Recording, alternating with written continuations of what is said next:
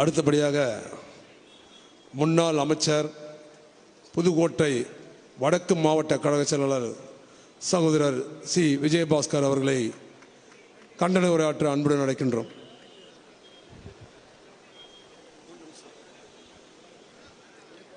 யாருடைய வெளிய சிவில் எங்களுக்கு வீரம் பிறக்கிறதோ, யாருடைய விரல சிவில் எங்களுக்கு விவேகம் பிறக்கிறதோ, யாருடைய குரல சிவில் நாளும் அனைத்து இந்திய அண்ணா திராவிட முன்னேற்ற கழக தொண்டர்களுக்கு வலிமை கிடைக்கிறதோ, அந்த சாதனை விரலுக்கு சொந்தக்காரர், சரித்திர குரலுக்கு சொந்தக்காரர் இதய தெய்வம் புரட்சித் தலைவி அம்மா அவர்களை வணங்கி, இதய தெய்வம் புரட்சித் தலைவர் எம்ஜிஆர் அவர்கள் இருக்கும் திசையையும் வணங்கி, அனைத்து இந்திய அண்ணா திராவிட முன்னேற்ற கழகத்தை இன்றைக்கு எதிர்க்கட்சியாக இருந்தாலும் கழகத்துடைய சட்டப்பேரவையினுடைய எதிர்க்கட்சி தலைவராக இன்றைக்கு இருந்து நாளை தமிழகத்துடைய முதலமைச்சராக வர இருக்கக்கூடிய, மீண்டும் தமிழகத்தில் அனைத்து இந்திய அண்ணா திராவிட முன்னேற்ற கழகத்துடைய புரட்சித் தலைவி அம்மா அவர்களுடைய நல்லாட்சியை வழங்க இருக்கக்கூடிய, கழகத்துடைய கடைக்கோடி தொண்டராக இருந்து தன்னுடைய உழைப்பால், தன்னுடைய திறமையால், தன்னுடைய ஆற்றலால், தன்னுடைய அனுபவத்தால் இன்றைக்கு இயக்கத்தை கட்டி காத்து கொண்டிருக்கக்கூடிய மரியாதைக்கும் போற்றுதலுக்கும் உரிய கழகத்துடைய எதிர்க்கட்சி தலைவர், எங்கள் நெஞ்சமெல்லாம் நிறைந்திருக்கக்கூடிய அருமை அண்ணன் எடப்பாடி அவர்களுடைய தலைமையிலே ஒரு வலிமையான, ஒரு வலுவான, ஒரு எழுச்சியான, ஒரு உணர்வு பூர்வமான, இந்த மண்ணை சார்ந்த, மனதை சார்ந்த, இன்னும் சொல்ல போனால் நியாயம் கேட்கின்ற, ஒரு நீதி கேட்கக்கூடிய, அநீதிக்கு எதிராக குரல் கொடுக்கக்கூடிய ஒரே இயக்கம் தமிழகத்திலே அனைத்து இந்திய அண்ணா திராவிட முன்னேற்ற கழகம் என்பதை நிரூபிக்கக்கூடிய வகையில் களத்தில் 19ஆம் தேதி கள்ளச்சாராய மரணம் ஏற்படுகின்றது என்ற செய்தி கேட்ட உடனே அன்றைக்கு இரவே முடிவு செய்து அடுத்த நாள் அதிகாலையிலே கிளம்பக்கூடிய ஒரு எதிர்க்கட்சி தலைவர் என்று சொன்னால், இன்றைக்கு கள்ளக்குறிச்சியை இந்தியாவே உற்று நோக்குகிறது என்று சொன்னால், களத்திலே நின்ற ஒரே தலைவர் தமிழகத்திலே அண்ணன் எடப்பாடியார் தான். நீங்கள் எண்ணி பார்க்க வேண்டும். அண்ணன் எடப்பாடியார் அவர்கள் களத்திற்கு சென்றதற்கு பின்னால் தான் அத்துணை கட்சிகளும், முதல் நாள் இந்த தொலைக்காட்சியுடைய அறம் என்னவென்று தெரியுமா? கள்ளக்குறிச்சி சம்பவம் என்று தொலைக்காட்சியிலே தலைப்புச் செய்தி வருகிறது. எடப்பாடியார் கள்ளக்குறிச்சியிலே கால் வைத்ததற்கு பிறகுதான் கள்ளக்குறிச்சியில் கள்ளச்சாராய மரணம் என்ற செய்தியே தொலைக்காட்சியிலே வருகிறது. அந்த அளவிற்கு வலிமை வாய்ந்த தலைவர் மரியாதைக்குரிய அண்ணன் எடப்பாடியார். இதை எதற்காக சொல்லுறேன் என்று சொன்னால், ஏன் இந்த அறப்போராட்டம் என்று சொன்னால், இன்றைக்கு கள்ளச்சாராயத்தாலே பலியானவர்கள் ஒரு சிலர், கள்ளச்சாராயம் அறிந்தவர்களுக்கு சரியாக சிகிச்சை அளிக்காத காரணத்தால் ஒட்டுமொத்தமாக தான் இன்னைக்கு 62ஆக கூடியிருக்கிறது. அன்றைக்கே அண்ணன் எடப்பாடியார் அழுத்தமாக சொல்லுகிறார், சரியான சிகிச்சை வேண்டும், மேல் சிகிச்சைக்கு அவர்களை நீங்கள் ரெஃபர் செய்ய வேண்டும், அல்லது உயர் மருத்துவர்களை இங்கு வரவழைத்தாக வேண்டும். இந்த கள்ளக்குறிச்சியை மாவட்டமாக்கியது அண்ணன் எடப்பாடியார் அவர்கள். கள்ளக்குறிச்சியை மாவட்டமாக்கி மருத்துவக் கல்லூரியை கொடுத்தவர் அண்ணன் எடப்பாடியார் அவர்கள். கட்டமைப்பை உருவாக்கியது எடப்பாடியார் அவர்கள். எல்லாம் கொடுத்தும் இன்றைக்கு அந்த பகுதியிலே வாழக்கூடிய ஏழை எளியவர்களுக்கு கண் போயிருக்கிறது, உடல் உறுப்பு போயிருக்கிறது, உயிர் போயிருக்கிறது. காரணம் நிர்வாக திறமை, காரணம் ஆட்சி திறமை. இது ஒரு மாவட்ட நிர்வாகத்துடைய ஃபெயிலியர் அல்ல, ஒரு காவல்துறையுடைய ஃபெயிலியர் அல்ல, ஒட்டுமொத்தமாக சிஸ்டம் ஃபெயிலியர். அதை தான் என் எடப்பாடியார் சொல்லுகிறார். இந்த ஆட்சி இன்றைக்கு செயலிழந்திருக்கிறது, ஒட்டுமொத்தமாக சிஸ்டம் ஃபெயிலியர் ஆகியிருக்கிறது. காவல்துறை பல முறை எச்சரித்தும் ஏற்கனவே இதே போன்ற ஒரு சம்பவம் அங்கே செங்கல்பட்டிலே மரக்காணத்திலே நடந்தும் அன்றைக்கும் எதிர்க்கட்சி தலைவராக இருக்கக்கூடிய அண்ணன் எடப்பாடியார் குரல் கொடுத்தும் கூட மீண்டும் அதே மெத்தனால் உயிரை காவு காக்கிறது என்று சொன்னால், இந்த ஆட்சி, உளவுத்துறை, காவல்துறை, மாவட்ட நிர்வாகம் எல்லாம் சேர்ந்திருக்கிறது. வீடியோவை போட்டு அண்ணன் பின் பாயிண்டா சொன்னார், ஏன் சட்டமன்றத்தில் நான் எடப்பாடியார் அவர்கள் பேசுவதற்கு இதுவரை அனுமதி கொடுக்கவில்லை, ஏன் சபாநாயகர் இதுவரை பின்வாங்குகிறார், ஏன் இந்த அரசு பயப்படுது என்று சொன்னால், இன்னைக்கு டிவியிலே பார்த்தீங்கன்னா இன்னைக்கு வெளியில கூட சட்டமன்றத்தில் ஒவ்வொரு பின் பாயிண்டா போட்டு யூடியூப்ல அந்த லேப்டாப்ல ஒவ்வொரு அறிக்கையும் போட்டு காண்பிக்கக்கூடிய, ஆதாரபூர்வமாக தன்னுடைய கருத்துக்களை எடுத்து வைக்கக்கூடிய திறமை பெற்றவர் அண்ணன் எடப்பாடியார் அவர்கள். ஆக அந்த வாத திறமைக்கு பயந்து இன்றைக்கு சட்டப்பேரவை தலைவர் அனுமதி மறுக்குகிறார். இதில் எண்ணி பார்க்க வேண்டும், 16 பேர் பாண்டிச்சேரிக்கு அங்கே சிகிச்சைக்கு அனுப்பப்பட்டார்கள். 16 பேருக்கும் அன்று இரவே டயாலிசிஸ் சிகிச்சை செய்யப்படுகிறது. 120 பேர் கள்ளக்குறிச்சியில் இருக்கிறார்கள். கள்ளக்குறிச்சியில் அண்ணன் எடப்பாடி அவர்கள் குறிப்பிட்ட ஃபோமிசோல் அது வழங்கப்படவில்லை. அண்ணன் அவர்கள் குரல் கொடுத்ததுக்கு பின்னாலே டிஎன்எம்எஸ்ஸின் மூலமாக அவர்கள் ஆர்டர் செய்யப்பட்டு பாம்பேயில் 6500 ரூபாய்க்கு அவங்க எங்கே வாங்கினாங்க, எப்போ வாங்கினாங்க, எப்படி வாங்கினாங்க, எப்படி ரெக்கார்டை தயார் பண்ணாங்க எல்லாம் அண்ணனுடைய கவனத்திற்கு தெரியும். அது மட்டுமல்ல, முதல்ல 0 டிலேயில் ட்ரீட் பண்ணணும், யாருக்கும் ட்ரீட் பண்ணல.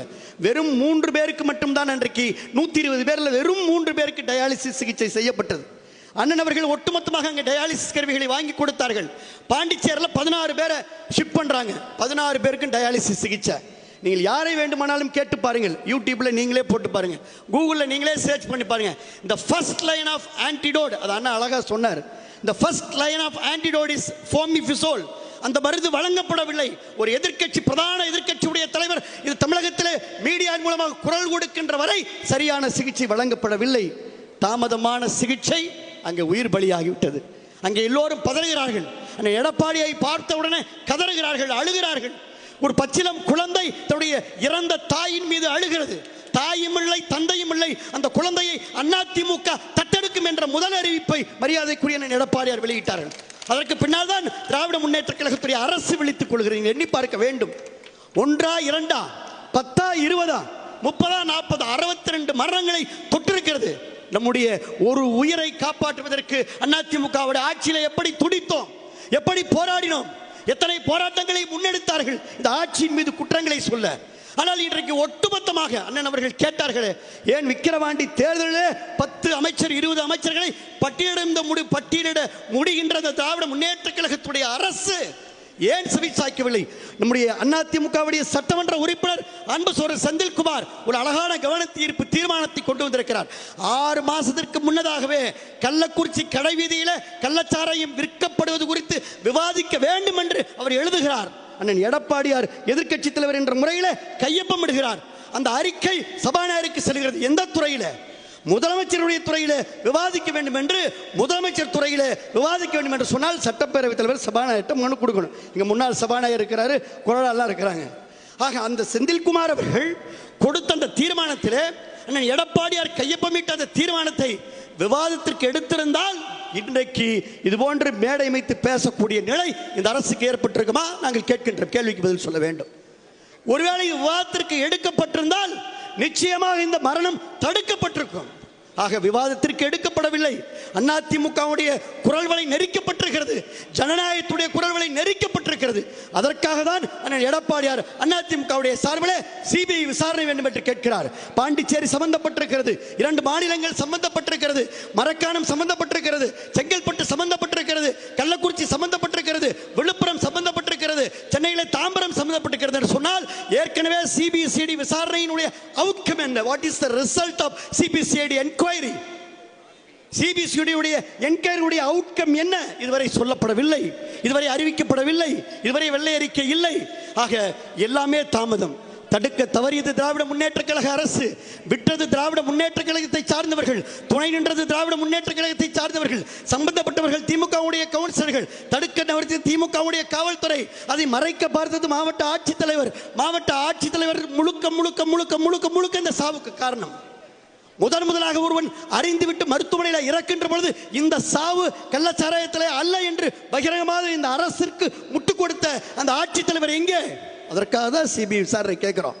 மாவட்ட ஆட்சித்தலைவர் விசாரிக்கப்பட வேண்டும், காவல்துறை கண்காணிப்பாளர் விசாரிக்கப்பட வேண்டும், சம்பந்தப்பட்ட திமுகவுடைய சட்டமன்ற நாடாளுமன்ற உறுப்பினர்கள் ஆட்சி அதிகாரத்தில் கோட்டை கொத்தளத்தில் குடியேறி இருக்கின்ற அத்தனை பேரும் விசாரிக்கப்பட வேண்டும் என்பதற்காகத்தான் சிபிஐ விசாரணையை அனைத்து இந்திய அண்ணா திராவிட முன்னேற்ற கழகத்துடைய பொதுச் செயலாளர் அண்ணன் எடப்பாடியார் கேட்கின்றார் என்பதை சொல்லி, உங்களுக்கு மடியிலே கனமில்லை என்று சொன்னால், உங்களுக்கு வழியிலே பயமில்லை என்று சொன்னால் நெஞ்சை நிமிர்த்தி நீங்கள் சிபிஐ விசாரணைக்கு உத்தரவிடுங்களேன். ஏன் உங்களுக்கு தயக்கம்? ஏன் இந்த தாமதம்? ஏன் அதிமுகவுடைய குரல் வழியை நெருக்கிறீர்கள் என்பதுதான். ஏதோ குண்டுக்கட்டாக அதிமுக சட்டமன்ற உறுப்பினர் எல்லாம் தூக்கி சட்டமன்றத்துக்கு வெளியிலே வீசி விடுவதாலே மட்டும் அதிமுக என்ற மாபெரும் இயக்கத்தை முடக்கிவிட முடியாது. அதிமுக அம்மா காலத்திலிருந்து இன்று வரை பீனிக்ஸ் பறவையாக எழுந்திருக்கக்கூடிய இயக்கம் அதிமுகவுடைய இயக்கம். மீண்டும் அதிமுக பீனிக்ஸ் பறவையாக எடப்பாடியார் தலைமையில் எழுந்திருக்கும். வானின் உயரத்தையும் தாண்டி பறந்து அதிமுகவுடைய ஆட்சி அண்ணன் எடப்பாடியார் தலைமையில் ஏற்படும் என்றை சொல்லி அன்றைக்கு இது போன்ற அத்தனை சம்பவங்களுக்கும் இது போன்ற அத்தனை சம்பவத்திலே சம்பந்தப்பட்டவர்கள் அத்தனை பேரின் மேலும் உரிய விசாரணையை மரியாதைக்குரிய அண்ணன் எடப்பாடியார் நிச்சயமாக ஏற்படுத்துவார் என்பதை சொல்லி நல்ல வாய்ப்பிற்கு நன்றி சொல்லி சிபிஐ விசாரணை வேண்டும் என்று அழுத்தமாக சொல்லி வாய்ப்புக்கு நன்றி கூறி விடைபெற்றுக் கொள்கின்றோம். நன்றி, வணக்கம்.